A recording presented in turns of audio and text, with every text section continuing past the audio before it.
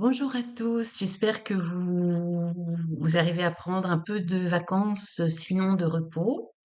Aujourd'hui, on va parler dépendance. Est-ce que nous sommes tous accros? Euh, et si oui, pourquoi? Comment remédier à ça?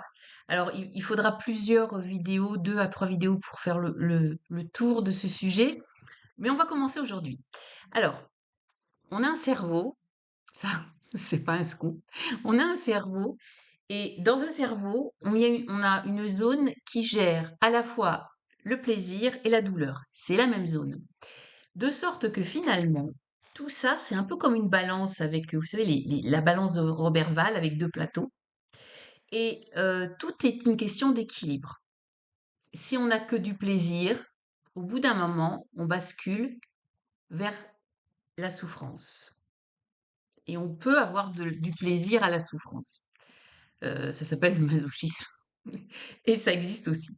Donc, si on pose un acte sans pouvoir s'arrêter, par exemple, vous avez votre tablette de chocolat, vous avez votre paquet de chips, pardon. Vous pouvez plus vous arrêter. Ou vous êtes en train de scroller sur votre smartphone, et puis tout d'un coup, vous réalisez que ça fait 35 minutes qui n'ont servi à rien. Vous n'avez rien vraiment lu, vous n'avez rien retenu, rien, mais vous pouvez pas vous empêcher de passer à la vidéo suivante ou au message, au post suivant, etc. Si vous faites des jeux vidéo, bah, vous n'arrivez plus à vous arrêter à jouer, etc. Et quand on est comme ça dans un acte qu'on ne peut plus arrêter, c'est-à-dire qu'au début ça fait plaisir, la première chips elle est bonne, le premier carré de chocolat il est bon, mais au bout d'un moment, ça devient automatique, ça n'est plus du plaisir, et on va pencher du côté de la souffrance. Parce que la dépendance, en fait, c'est une pratique qui est continue et qui est compulsive. S'il veut, pardon, on ne peut pas s'empêcher de. Plus l'accès à une drogue est facile, enfin une drogue au sens large, une drogue, un acte, etc., plus on est susceptible de devenir dépendant. Alors, le débat sur on va légaliser le cannabis pour réduire euh, la toxicomanie, ça me paraît pas personnellement judicieux parce que plus on va rendre justement le cannabis facile. Alors, je parle pas du CBD, ça c'est autre chose, hein, je parle du cannabis avec une substance active qui est beaucoup plus forte, pourcentage de substance active est beaucoup plus fort que il y a 20, 30, 40 ans. Hein. Au fil des ans, le THC est de plus important, le taux est de plus important, et donc la dépendance est de plus en plus importante. Et si vous laissez, si vous donnez la possibilité, par exemple, aux jeunes de prendre sans problème du cannabis, des jeux d'argent, de l'alcool, etc., euh, vous allez créer une génération de toxicomanes, si ce n'est déjà fait. Donc, on a des neurones, ça, vous le savez, et les neurones sont liés les uns avec les autres par des synapses. Et ces synapses communiquent via des signaux électriques et des neurotransmetteurs, hein, des substances qui permettent de transmettre des choses au niveau neurologique. Et la dopamine est un neurotransmetteur. Dans dopamine, on entend quand même dop, hein. Ça donne une petite idée de ce que ça peut, de ce à quoi ça peut servir. Donc, on peut mesurer le taux de dopamine avant, après un tel ou tel acte, avant, après telle ingestion de telle substance. Et plus le taux de dopamine dans le corps est élevé, et plus on sait que ce produit ou cet acte entraîne une dépendance. On a même fait l'expérience avec du chocolat noir, vous savez, du chocolat noir à 80%, et chocolat au lait. Eh bien, le chocolat au lait est plus addictogène. Après, on a cherché pourquoi. En fait, ce n'est pas le cacao qui crée l'addiction, c'est le combo sucre-graisse.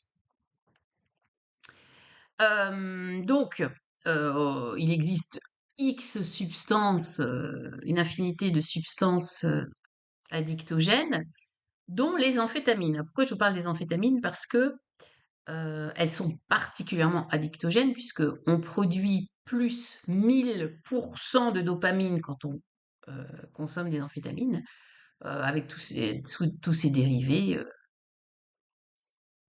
du speed, enfin bref. Mais c'est le composant principal des médicaments pour lutter contre le TDAH, y compris le TDAH avec hyperactivité.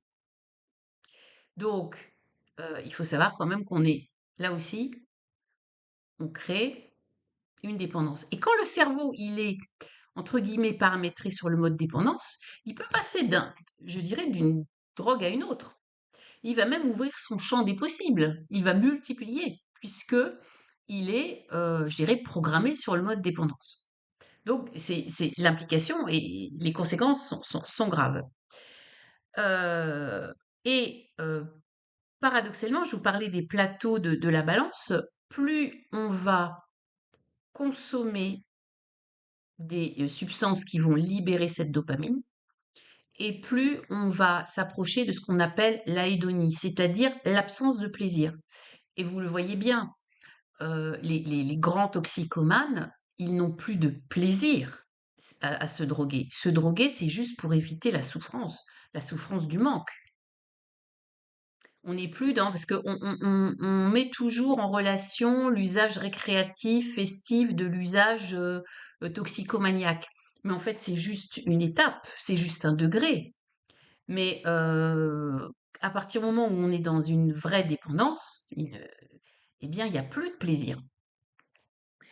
Euh, alors, si on provoque un sevrage de la substance, de l'acte suffisamment long, on peut revenir à ce qu'on appelle une homéostasie, un équilibre entre ces plateaux de la balance. Mais malheureusement, vous avez euh, euh, le prolongement ramifié euh, des neurones, pardon, qui s'appellent les dendrites. euh, Quand ils sont baignés de dopamine, ils s'allongent et ils s'épaississent, ils s'élargissent, ils s'étoffent. Et quand la dépendance n'a pas été trop longue, trop importante, etc., on peut revenir à la normale. Mais parfois, on ne revient pas toujours à la normale. Et quand on ne revient pas toujours à la normale, alors évidemment, je simplifie. Déjà, je suis pas médecin, je suis pas neurologue, et puis c'est pas l'objet de cette vidéo. On est sur de la découverte, hein.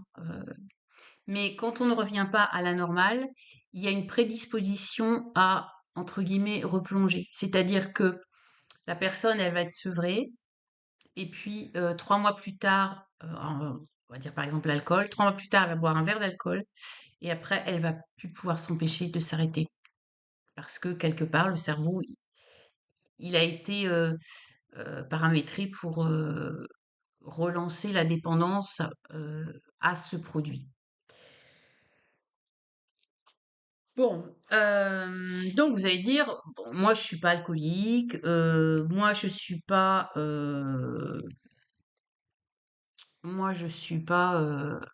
droguée, donc je suis pas trop concernée. D'accord, pour ça vous n'êtes pas concerné. Mais peut-être que parmi vous, il y a des gens qui sont personnes qui sont anxieuses, qui sont dépressives, qui ont des douleurs chroniques. Et déjà, votre balance, elle a tendance à avoir le plateau de la douleur qui est plus appuyé. Parce que ce soit une douleur psychique ou physique, vous souffrez. Donc, vous êtes plus fragile psychologiquement. Et on sait aussi que les personnes qui sont plus fragiles psychologiquement, parce que même si c'est une douleur physique, par exemple, chronique, ça use, hein. On sait qu'il y a des gens qui sont tout simplement dépressifs parce qu'ils souffrent physiquement quotidiennement. Donc, si vous êtes touché par cette problématique-là, vous êtes plus vulnérable aux addictions. Et les malades psychiatriques, les personnes qui ont des troubles neurodéveloppementaux comme les autistes, les personnes qui ont des troubles du déficit de l'attention, etc., sont aussi plus vulnérables aux addictions. Il faut le savoir. Mais si vous n'êtes ni dépressif, ni drogué, ni alcoolique, ni souffrant quotidiennement, etc., vous êtes quand même amené à être exposé de manière répétée et continue à certains plaisirs. Et ce plaisir, quand on vous le retire, il y a de la frustration. On peut prendre l'exemple du sucre. Le sucre, il y en a partout, partout. Vous n'avez pas besoin de manger des bonbons, de manger des gâteaux pour être bombardé de sucre, à moins de ne manger que du fait maison à tous les repas, tout le temps, légumes, poissons, voilà, eux, vous êtes, parce que votre baguette, que vous achetez votre baguette, à moins d'être un bon boulanger artisanal, même votre baguette, maintenant ils mettent du sucre, enfin il y a du sucre partout.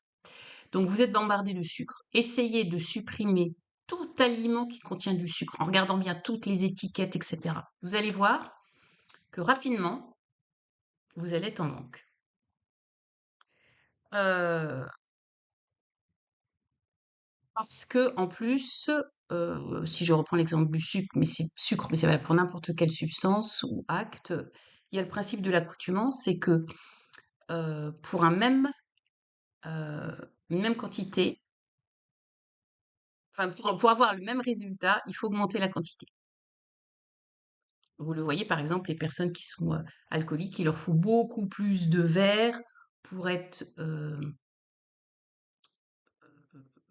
ivre. Je le mot pompette, bon, c'est pas le terme, pour être ivre. Euh, les personnes qui prennent une drogue, il leur faut sans cesse une dose plus importante pour avoir le même effet. Mais avec le sucre, c'est pareil.